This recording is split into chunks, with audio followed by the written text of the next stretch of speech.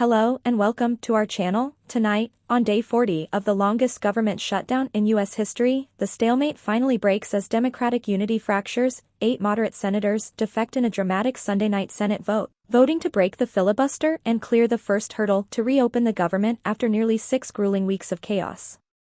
The bipartisan deal funds the government through January 30th, guarantees back pay for all furloughed workers and essential employees who worked without compensation, reverses President Trump's mass firings of federal staff during the impasse, and fully funds SNAP food stamp benefits through 2026, ensuring no more clawbacks for the 42 million Americans who depend on them. But the cost to Democrats is steep: no guaranteed extension of enhanced Obamacare subsidies, only a promised Senate vote in December with no assurance of passage in the GOP-controlled Congress. The turning point came when key moderates crossed the aisle. Illinois Senator Dick Durbin, the party's retiring number 2 leader shielded from backlash, cast a decisive yes vote. Virginia Senator Tim Kaine, representing thousands of federal workers, argued the December vote puts Republicans on the spot and warned that failure to extend subsidies could cost them their seats. Pennsylvania Senator John Fetterman, who opposed the shutdown from the start, said his party risked overplaying its hand and accomplished nothing but chaos and upheaval over 40 days. Nevada Senator Jackie Rosen flipped after watching her state's tourism industry collapse under flight cancellations.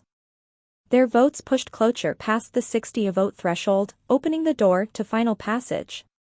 Progressives reacted with fury. Massachusetts Senator Elizabeth Warren posted on X, "I will not support a deal that does nothing to make healthcare more affordable. We are in a healthcare emergency. A vote for this bill is a mistake." Vermont Senator Bernie Sanders called it a policy and political disaster and urged Democrats not to cave into Trump right now.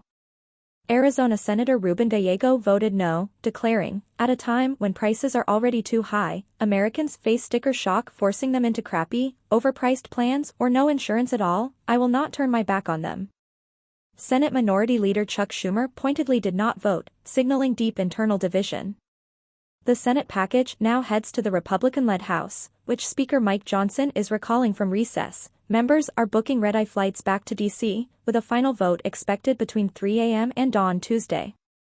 If passed, federal paychecks hit accounts by Wednesday, SNAP cards reload nationwide by Thursday, and the FAA can lift its 4% flight reduction at 40 major airports, potentially averting Transportation Secretary Sean Duffy's warning that air travel would be reduced to a trickle before Thanksgiving.